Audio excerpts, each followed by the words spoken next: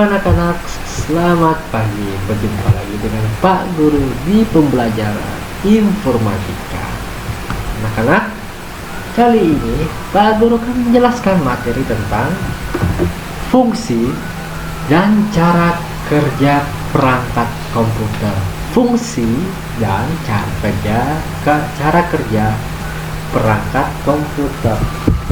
Anak-anak bisa membuka buku LKS informatikanya di halaman 22, 23, 24 dan halaman 25. Di sini Pak Guru akan menjelaskan fungsi dan bagaimana cara kerja perangkat komputer.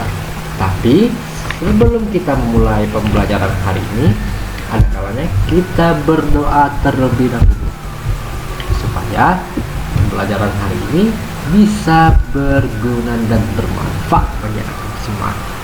Untuk doa pembukanya doa Bapa kami. Mari kita berdoa Bapa kami secara bersama-sama. Kita ambil sikap berdoa terlebih dahulu. Dalam nama Bapa, Putra, dan Roh Kudus. Amin.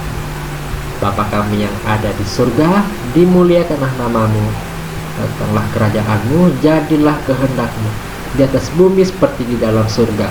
Berilah kami rezeki pada hari ini, dan ampunilah kesalahan kami seperti kami pun mengampuni yang bersalah kepada kami, dan jangan masukkan kami ke dalam pencobaan, tetapi bebaskanlah kami dari yang jahat. Amin.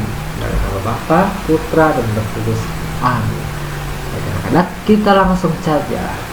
Bagaimana sih cara kerja perangkat komputer? Penasaran? Kita langsung ke gambar pertama. Nah, ini adalah gambar satu set komputer, satu unit atau satu set komputer yang terdiri dari monitor, CPU, keyboard, dan mouse. Nah, kali ini 4 perangkat ini yang akan Bapak jelaskan terlebih dahulu. Oke, di sini ada penjelasannya sedikit.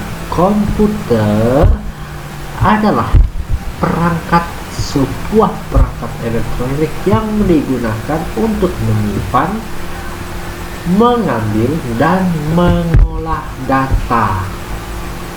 Jadi untuk menyimpan, mengambil, dan mengolah data.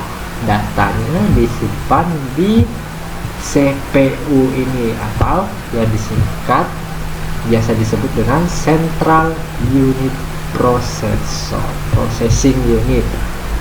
Oke, Central Processing Unit atau disingkat CPU. Oke, CPU ini singkatan dari Central Processing Unit. Oke, CPU inilah tempat pemrosesan utama komputer, yaitu untuk mengolah sebuah data. Jadi di dalam CPU ini terdapat yang namanya otak komputer.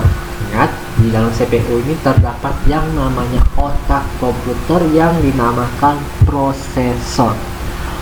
Mungkin anak-anak sudah pernah melihat bentuk dari otak komputer atau prosesor ini, bagaimana bentuknya? Ada yang masih ingat? Iya, bentuknya sangat kecil dan disimpan di dalam CPU ini, anak-anak. Itu berfungsi untuk mengolah data. Jadi tanpa adanya prosesor, CPU komputer itu tidak bisa digunakan. Jadi pusat utamanya yaitu prosesor untuk mengolah sebuah data. Maka disingkat yaitu CPU, yaitu Central Processing Unit, yaitu untuk pemrosesan utama komputer dan untuk mengolah sebuah data. Nah, ini adalah tampilan CPU di bagian depannya. Ini bagian depannya yang terdiri dari DVD. Nah, di DVD ini atau CD-ROM atau DVD-ROM. Nah, ini adalah port yang terdiri dari port USB dan port earphone. Oke, Di sini port, dan di sini tombol power dan resetnya. Disinilah tempat kita untuk menghidupkan komputer, yaitu tombol powernya. Nah, ini adalah bagian belakang dari CPU. Di sini ada port untuk power supply-nya. Oke, untuk arus listriknya. Tanpa ada port ini, CPU itu tidak bisa menyala, tidak bisa menyala karena tidak ada arus listrik. Jadi arus listriknya di sini letaknya dekat kipas ini. Nah, ini yang disebut dengan power supply. Nah, ini disebut port keyboard. Tapi di sini port keyboardnya menggunakan port yang bulat, bukan kotak. Ini port yang jenis lama. Sedangkan ini port mouse sama, bentuk kepalanya bulat. Ini sudah sangat jarang digunakan. Oke, serial port. Serial port inilah yang digunakan untuk tampilan display pada layar monitor. Oke, tampilan display output yang dikeluarkan itu berupa sebuah informasi, entah itu berupa teks, gambar, dan video. Serial port ini untuk menampilkan sebuah gambar, teks, atau video yang sedang anak-anak ketik. Kalau misalkan anak-anak sedang mengetik, jadi tulisannya muncul di layar monitor. Kalau anak-anak sedang melihat gambar, maka gambar yang muncul di monitor, atau menonton video yang muncul di monitor. Seperti contoh pada slide Bapak ini, berarti gambar dengan tulisannya muncul. Kalau ini penggunaan laptop. Kalau serial port ini dia menggunakan kabel. Dia harus terhubung dengan monitor dan serial port yang ada di CPU ini. Yang ini USB port yang biasa digunakan untuk keyboard dan mouse. USB yang berbentuk kotak ini yang biasa digunakan untuk keyboard dan mouse. Yang selanjutnya mikrofon port digunakan untuk entah itu headset atau mikrofon. Video graphic adapter port ini, atau biasa disebut dengan VGA. Nah, ini video graphic adapter sama fungsinya untuk menampilkan sebuah gambar atau sebuah tulisan atau sebuah video di tampilan monitor anak-anak. Ini kabel paralel port sama kabelan ini berfungsi untuk jaringan internet. Untuk jaringan internet pada komputer. Kalau laptop dia wireless. Kalau di CPU ini dia harus menggunakan yang namanya kabel LAN. Kabel LAN ini berfungsi untuk transmisi, berarti jembatan penghubung untuk menggunakan sebuah internet. Tampaknya ada kabel LAN ini atau kabel telepon, anak-anak tidak bisa menggunakan yang namanya jaringan internet. Mungkin kalau kita sudah masuk normal, Pak Guru akan mengajak anak-anak masuk ke lab komputer SD Burger Melati, supaya anak-anak dapat mengetahui fungsi-fungsi port yang ada di belakang CPU ini, sehingga pandemi ini cepat berlalu dan anak-anak bisa mengetahui port-port yang terdapat di CPU serta kegunaan port-portnya. Kita doakan supaya pandemi ini cepat berlalu. Amin. Gambar yang selanjutnya itu monitor. Monitor ini tidak asing lagi bagi anak-anak. Monitor ini berbentuk televisi. Jadi monitor ini membantu kita untuk mengoperasikan komputer, untuk menampilkan sebuah informasi. Seperti contoh pada monitor yang Bapak gunakan ini, untuk menampilkan berupa informasi yaitu tulisan. Bisa juga berupa informasi berupa gambar dan video. Itu fungsi dari monitor. Nah, ini adalah tampilan monitor. Monitor ini untuk mempermudah pekerjaan kita anak-anak. Misalkan anak-anak sedang mengetik, jadi tulisannya tampak ya, lebih nampak di monitor supaya dapat mengetahui, oh saya sedang mengetik tulisan monitor, jadi tampilan tulisannya muncul di layar monitor. Oke, jadi monitor ini seperti yang Bapak jelaskan, monitor ini dia menggunakan kabel port yang dinamakan VGA atau HDMI. Oke, di sini tempatnya di serial port atau video graphic adapter port. Oke, kalau kita di CPU, kita kembali ke CPU lagi.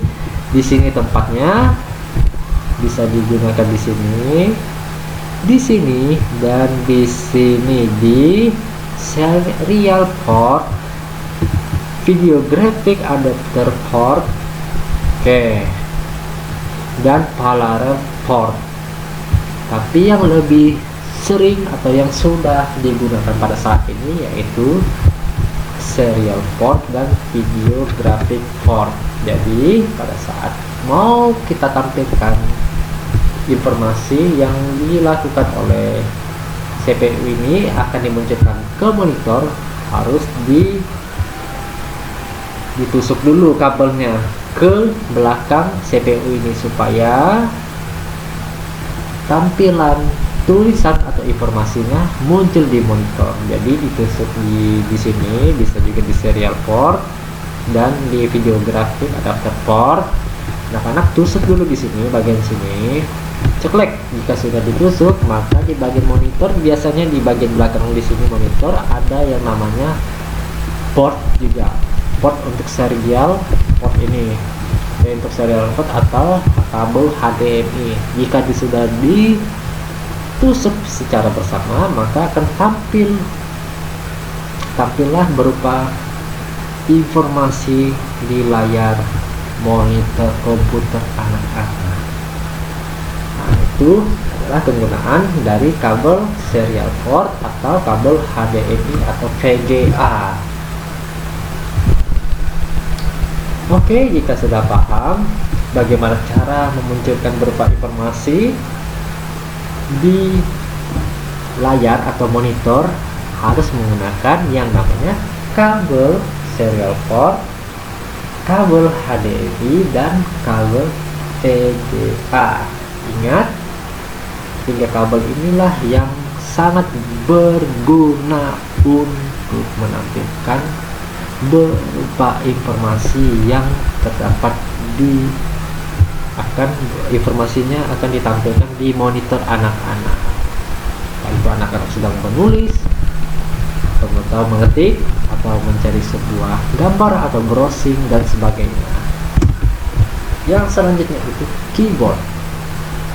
Keyboard itu bentuknya biasanya persegi panjang, namun ada pula yang melengkung.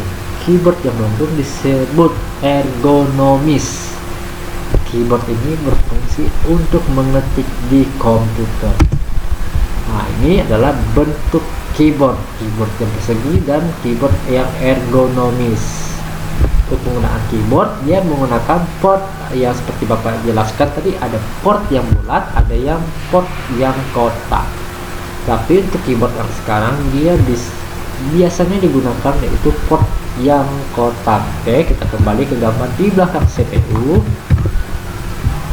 Bentuk port USB seperti ini, yang nomor 5 ini port USB. Jadi supaya keyboardnya bisa digunakan, anak-anak harus menusuk kabel pada keyboardnya di bagian port USB di bagian sini. Oke, di bagian 1, 2, dan sini 1, 2. Nah, itu adalah penggunaan dari port USB. Sama juga penggunaan port USB pada mouse. Oke, jadi pada saat kalau tidak ditusuk di portnya, maka keyboard ini tidak bisa digunakan. Mungkin ada keyboard yang menggunakan wireless atau Bluetooth, itu jika spesifikasi laptop atau komputernya mendukung. Tapi lebih kebanyakan kalau komputer CPU, khususnya komputer yang masih menggunakan CPU, dia menggunakan yang namanya port. Bentuk portnya ini ada yang bulat dan yang kotak. Yang lebih sering digunakan itu adalah port yang kotak. Seperti yang Bapak jelaskan, jika kalian ingin anak-anak mengetik di keyboard, harus ditusuk di belakang CPU-nya, harus sesuai dengan bentuk portnya. Jika tidak sesuai, maka keyboardnya tidak bisa digunakan. Nah, fungsi keyboard yang pertama itu untuk mengetik, atau memasukkan data. Oke, pada tombol-tombol ini seperti ada tombol tab, caps lock, dan shift dan control ini masing-masing memiliki fungsinya. Jadi untuk setiap fungsinya, nanti anak-anak pada saat kita masuk ke lab komputer, anak-anak akan mengetahui fungsi-fungsinya. Oke, jika sudah pandemi ini sudah selesai, Bapak akan mengajak anak-anak ke lab komputer supaya anak-anak bisa mengetahui setiap fungsi-fungsi yang terdapat pada keyboard. Oke, Bapak akan menjelaskan sedikit ya. Kalau enter ini, oke, enter untuk membuat paragraf baru. Enter ini untuk membuat paragraf baru. Caps lock ini untuk membuat huruf menjadi huruf kapital atau huruf besar. Oke, kalau logo Windows ini, oke, Bapak arahkan logo Windows ini untuk menjalankan menu start, pada komputer. Sedangkan menu Ctrl atau biasa disebut dengan kontrol digunakan bersama untuk anak-anak, entah itu menyalin sebuah gambar, teks, atau video, kemudian anak-anak menempelkan atau menggandakan gambar, teks, atau video tersebut dengan cara menekan tombol kontrol bersama-sama dengan menekan tombol kontrol dengan huruf C. Itu adalah untuk menyalin sebuah gambar. Untuk menampilkannya atau menggandakannya, tekan Ctrl V. Nah, itu adalah penjelasan sedikit tentang keyboard. Semoga pandemi ini cepat berlalu dan Pak Guru akan menjelaskan cara penggunaan keyboard baik dan benar di lab komputer di materi selanjutnya. Jika pandemi sudah berlalu ya, kita akan ke lab komputer. Oke, yang selanjutnya itu mouse. Mouse berarti tikus, komponen yang dinamai mouse karena bentuknya seperti tikus anak-anak. Jadi mouse ini berbentuk seperti tikus, bukan tikus seperti yang ada di rumah kita ya, tapi mouse ini digunakan untuk sebagai penunjuk atau point device. Jadi mouse ini kalau di komputer CPU, itu komputer yang menggunakan CPU ini sangat penting sebagai petunjuk arah atau point device. Kalau di laptop ada yang namanya touchpad. Touchpad seperti yang Bapak gerakkan ini seperti kotak bentuknya pada laptop. Mungkin anak-anak pernah melihatnya. Kalau di komputer, kalau tidak ada mouse berarti komputer itu tidak bisa digerakkan kemana-mana. Jadi harus ada yang namanya mouse sebagai penunjuk arah atau point device. Jadi mouse ini ditemukan pada tahun 1963 oleh Douglas Engelbart.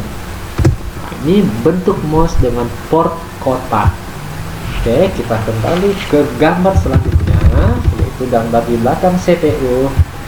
Dia menggunakan USB port yang kotak. USB port yang kotak ini, jadi di sini bisa ditempelkan atau dimasukkan atau dicolokkan port keyboard dan port mouse. Atau bisa juga kalau untuk sekarang jenis port untuk speaker juga ada yang berbentuknya seperti kotak. Nah, itu adalah port-port yang digunakan di CPU. Jadi port-port ini adalah komponen yang sangat penting di CPU. Entah itu komponen port power supply untuk arus listrik supaya CPU bisa menyala, serial port atau VGA atau HDMI yang berguna untuk menampilkan supaya informasi bisa ditampilkan di layar monitor. USB port bisa digunakan untuk keyboard dan mouse, dan yang terakhir itu di sini kalau yang untuk internet itu LAN RJ45. Kalau anak-anak kita ke lab, nanti Pak Guru akan menunjukkan port yang sesungguhnya di lab komputer. Jadi anak-anak bisa mengetahui jenis-jenis port. Oh ini ya Pak ya yang Pak Guru jelaskan, port yang bulat dan yang kotak. Oh ini ya port yang power supply ya. Oh ini yang namanya serial port dan VGA ya. Jadi anak-anak bisa mengetahui port-portnya dan serta kegunaan port-portnya. Oke, kita balik ya, materinya sudah habis. Jadi untuk materi penggunaan atau fungsi perangkat dan cara kerja komputer sudah selesai. Bagaimana untuk materi hari ini? Apakah menyenangkan atau sangat sulit? Semoga materi ini menyenangkan dan bisa dipahami oleh anak-anak semua. Mungkin kalau selesai pandemi ini ya, Pak Guru akan mengajak anak-anak ke lab komputer supaya anak-anak lebih memahami apa-apa saja port yang ada di belakang CPU serta kegunaan port-portnya. Jadi kalau melihat gambarnya mungkin anak-anak kurang paham, tapi kalau anak-anak lihat langsung bentuk portnya serta kegunaannya seperti apa, anak-anak bisa mengetahui, oh cara kerja komputer ini seperti ini Pak Felix jelaskan itu ya. Nah, semoga di lain waktu kita bisa ke lab komputer. Oke, untuk materi minggu depan Pak Guru akan menjelaskan materi tentang masih lanjutan, yaitu penggunaan dari printer, speaker, dan disket. Oke, penggunaan printer, speaker, dan disket. Jadi untuk materi minggu depan semoga anak-anak lebih semangat lagi untuk materi minggu depan supaya anak-anak bisa memahami cara kerja dari printer, speaker, atau biasa disebut dengan disket. Oke, sampai berjumpa di materi yang minggu depan, karena minggu depan masih sama materinya. Karena di awal kita sudah membuka dengan doa, maka di akhir harus kita tutup dengan doa supaya pembelajaran hari ini bisa berguna dan bermanfaat bagi anak-anak semua. Untuk doa penutupnya yaitu doa Salam Maria. Mari kita ambil sikap berdoa terlebih dahulu. Kita mengucapkan doa Salam Maria secara bersama-sama. Mari sikap berdoa dalam nama Bapa, Putra, dan Roh Kudus. Amin. Salam Maria, penuh rahmat dan sertamu, terpujilah engkau di antara wanita dan terpujilah buah tubuhmu Yesus. Santa Maria Bunda Allah, doakanlah kami yang berdosa ini sekarang dan waktu kami mati. Amin. Dalam nama Bapa, Putra, dan Roh Kudus. Amin. Dan anak-anak, untuk pembelajaran hari ini sudah selesai. Semoga di pembelajaran hari ini bisa berguna dan menambah pengetahuan anak-anak bagaimana cara sistem kerja pada komputer, lebih tepatnya cara kerja komputer, perangkat-perangkat komputer, lebih tepatnya cara kerja perangkat-perangkat komputer. Baik anak-anak, sampai berjumpa di materi minggu depan. Dadah.